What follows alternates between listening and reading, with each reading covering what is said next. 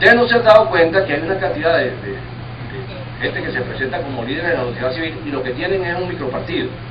Y además un micropartido caudillista en el sentido de que a ellos nunca los ha elegido nadie. Y ellos van y hablan a nombre de la sociedad civil, cuando lo que tienen es un partido, y como les digo, un partido que jamás en su vida ha puesto en entredicho la jefatura. Entonces son 6, 7, 8 personas, o 15, o las que sean, que tienen una cabeza eterna. Entonces hay que distinguir la sociedad civil, los micropartidos y los partidos. Porque con mucha frecuencia, como les digo, los que pasan por sociedad civil son sencillamente micropartidos.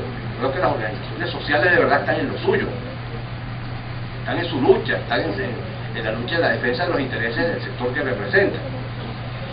Entonces, la discusión sobre la sociedad civil y los partidos es que está, por cierto, muy caricaturizada, porque se define a los partidos como un pozo séptico, una especie de centro de la maldad, de los vicios, mientras entonces la sociedad civil sería prístina, sería dulce, transparente, hermosa, a diferencia del monstruo partidista, ¿no?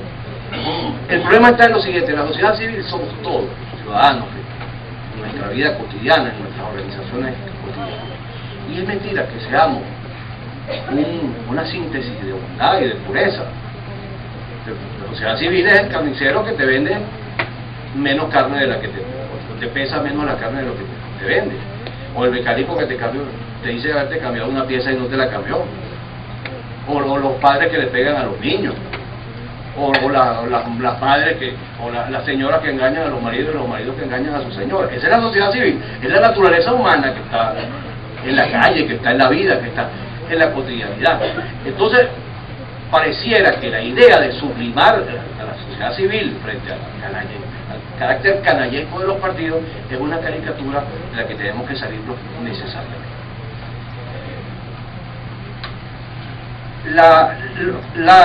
Los partidos políticos, la política como tal, tiene una característica que hay un gran pensador de la democracia, que es Schumpeter.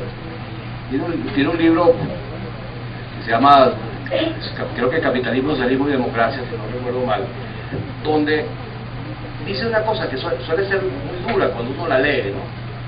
Pero al final uno aprende a respetar a los políticos prácticos. Él dice, el razonamiento político del ciudadano común suele ser sumamente infantil, como niños de 7 años.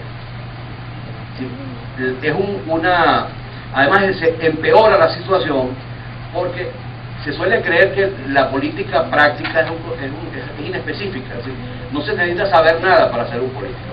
Aquí se dijo durante mucho tiempo en el país, lo decían ciertos grupos económicos, que ellos habían encomendado la administración de la política a los partidos y lo habían hecho muy mal, y entonces había llegado el momento de quitarles eso y reclamar. Ellos reclamaban el ejercicio en primera persona del poder. En esa época se oyeron hace 15, 18, 20 años, se oyeron entonces muchas candidaturas de grupos empresariales, y había un gran teórico político de la derecha que se decía que iba a ser la gran promesa.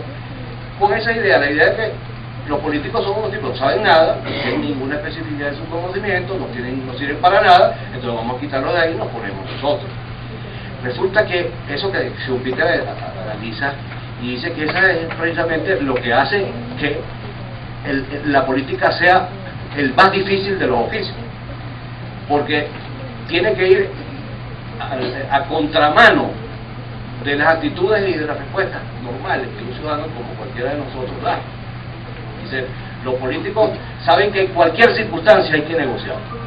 En general, el pensamiento emotivo de uno es que es el orgullo. Entonces uno siente que hay cosas que son imposibles de traficar y de negociar. Bueno, si los chinos negociaron con los americanos, y los vietnamitas negociaron con los gringos en países, más de miles y miles de muertos. Bueno, si se está negociando en Honduras, si todas las guerras se resuelven al final por la vía de la negociación, ¿cómo es que alguien puede estigmatizar la idea de que se negocie con un adversario político, sea el que sea? Tú vas a negociar para entregar el alma, porque eso ya no es negociar.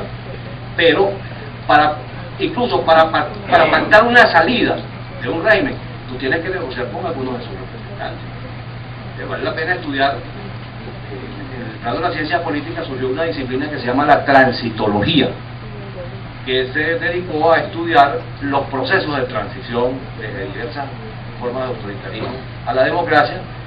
Bueno, y no hay ninguna de ellas en la que no haya habido, en la transición, no haya habido una presencia muy fuerte del viejo régimen hacia el nuevo. Bueno, está el caso de Chile. ¿Qué pensaría aquí el radicalismo, ese de la Plaza Altavira, si se presentara lo que ocurrió, por ejemplo, en Chile, que Pinochet entregó el poder, efectivamente, derrotado, pero dejó 6 senadores vitalicios para dirigir la vida del Senado y la vida de la República del Senado? Y se hizo. ¿Qué pensarían nuestros ultrarradicales si, como ocurrió en Nicaragua, para poder ser, después de derrotados los sandinistas en las elecciones, para poder salir de ellos, hubo que dejar a Humberto Ortega, el hermano de Daniel, como ministro de la defensa todo el tiempo que él quisiera? Pues, por supuesto que guindarían a los políticos, les dirían traidores, les sacarían los ojos, les sacarían la lengua, los traerían por el piso. Pero es que esa es la política, y eso es lo que tienen que hacer los políticos, y por eso su trabajo no es muy reconocido, y por el contrario, tal vez es muy vituperado. Es decir, otra cosa que es lo que hace ser un político, tú no puedes actuar conforme el adversario piensa que vas a actuar. Yo tengo una anécdota, perdonan que se las cuente, una anécdota, ustedes quieren seguramente cosas más profundas. Yo fui, vamos a llamarlo así, cuando yo era un muchachito, yo era algo así como cuidador de Moisés Moleiro. Vamos a llamar cuidador, porque la palabra guardaespaldas me parece muy fea. Bueno, una vez estábamos en un sitio, Moleiro va al baño, me dice, no vaya, porque yo me paraba y siempre andaba donde él estaba. Y se oye un escándalo, él fue al baño, se armó un escándalo, y yo me acerco, sale corriendo, me dice, vámonos. Estamos en el carro y nos fuimos. Y dije, ¿qué pasó? Le dije, mira, tú sabes que yo estaba en el baño, haciendo uso vertical, y dice yo, un señor que se me pegó por detrás y me hizo a mí lo que yo le estaba haciendo al urinario. Estoy para madre. Y le digo, ¿y tú qué hiciste? Nada. Y yo, ¿cómo que no hiciste nada? Y dice, no, nada, porque él estaba esperando mi reacción. Y entonces, si yo hubiera hecho lo que él esperaba que yo hiciera, bueno, me hubiera podido matar porque estaba de espalda. Y entonces, ¿qué hiciste? Y yo, bueno, lo esperé afuera cuando ya no se imaginaba que yo iba hasta ahí. Y cuando salió le partí una botella en la cabeza. Eso es un razonamiento político. O sea, tú no puedes actuar, sí, no puedes actuar conforme el adversario piensa que tú vas a actuar. Y nosotros, la antipolítica, caen todas las trampas que pone el régimen, todos los caramelos que le tira el gobierno.